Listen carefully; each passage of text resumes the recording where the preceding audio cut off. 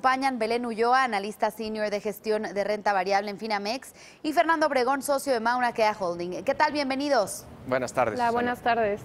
Fernando, ante esta información que acabamos de comentar sobre el INEGI en cuanto a la inflación, ¿cuál es tu lectura y cuáles son tus expectativas? Susana, sin duda uno de los indicadores que hemos venido analizando con más detalle ha sido la inflación. La desaceleración que se había visto en la primera quincena de septiembre, con una variación de 4.88%, cifra que era menor estimados por los analistas, fortalecieron la decisión por parte del Banco de México de mantener la tasa sin cambio el jueves de la semana pasada, dejándola en 4.75%.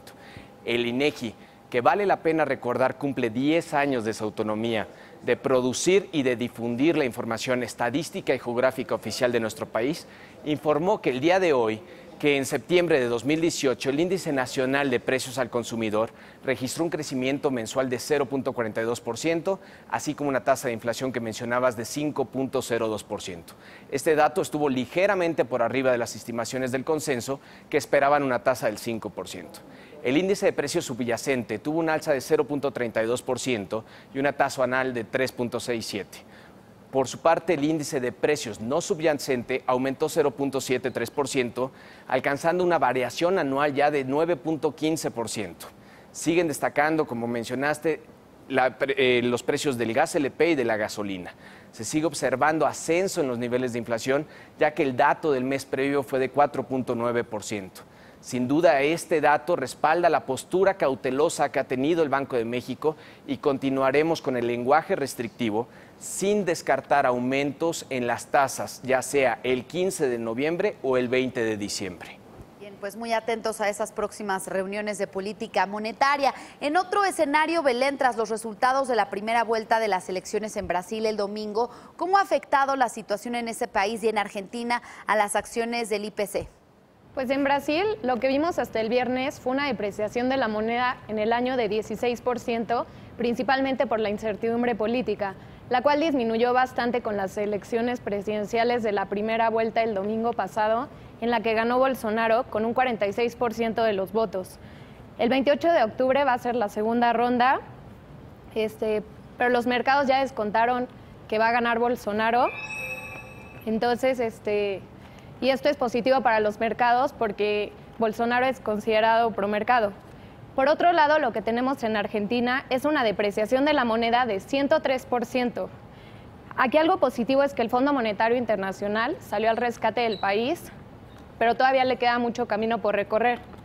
Entonces, lo que vimos en septiembre es que empresas mexicanas que tenían exposición en estas empresas se vieron afectadas, sobre todo las que tenían exposición en Argentina se vieron afectadas, como por ejemplo Alsea bajó 6.45%, América Móvil 6.29%, Alfa 3.98%, Mexchem 0.51%, COF 0.58%, mientras que el IPC bajó 0.08%. Y ayer lo que vimos después de la noticia de Brasil el domingo es que las empresas que tenían ingresos en Brasil subieron, como América Móvil, Alpek, Mexchem, Alsea, Bimbo, mientras que el IPC subió 0.08%. Entonces, como ves, Susana, estas empresas son sensibles a noticias de Argentina y Brasil y pues vamos a esperar a ver en el reporte trimestral qué expectativas se tienen en los negocios que tienen en estos países. Así es, Belén. Por otro lado, Fernando, China y Estados Unidos han reconocido que su relación bilateral está en un momento bastante crítico. ¿Ha habido alguna señal positiva en esta situación tras las reuniones entre representantes de ambos países? Pues parece no avanzar, y esto lo vimos en la reunión de Mike Pompeo junto con el ministro de Exteriores chino, que el día de ayer estaban en Pekín y estaba marcada por puro enfrentamiento y cruce de acusaciones. Hubiéramos esperado un tono conciliador en esta plática, pero China criticó a Estados Unidos por empeorar el conflicto comercial y hasta de interferir con venta de armamento en Taiwán.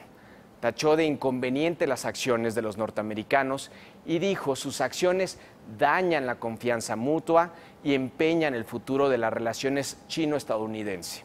Pompeo no quedó muy callado y le respondió que las dos mayores de economía tienen un desacuerdo fundamental.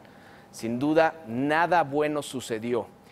y sigue empeorando la relación. Tan solo hace 4 días el vicepresidente estadounidense acusó a China de ayudar a Venezuela, de entrometerse en la política estadounidense para lograr un cambio de presidente, a lo cual China contesta que eran críticas ridículas.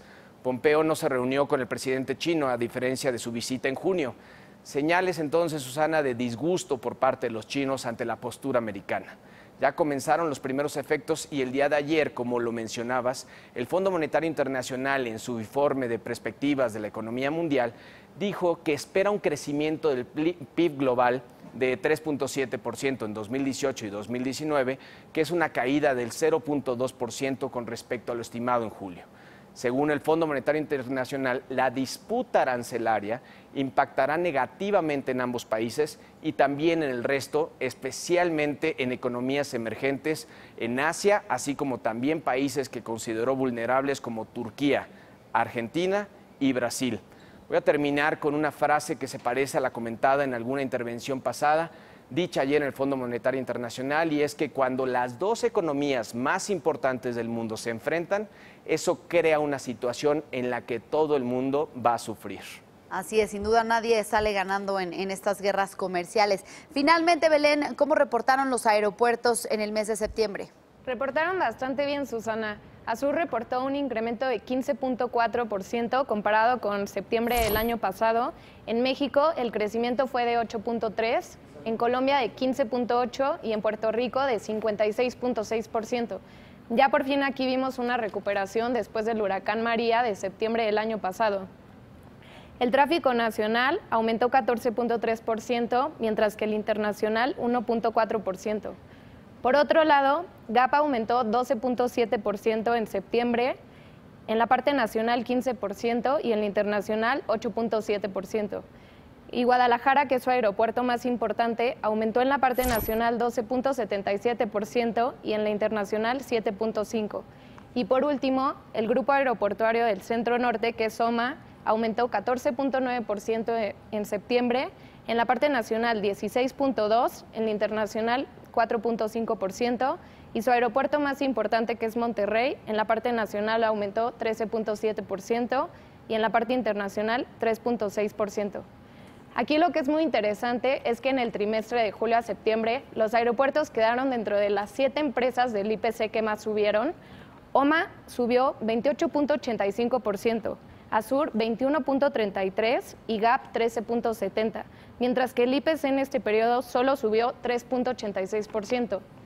Aquí los favoritos, según el consenso de Bloomberg, siguen siendo OMA y GAP, pero el precio que le dan objetivo a 12 meses ya lo alcanzaron los aeropuertos.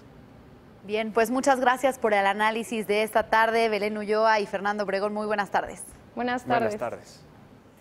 En más información, la revista Latin Finance nombró a Alejandro Díaz de León, gobernador del Banco de México,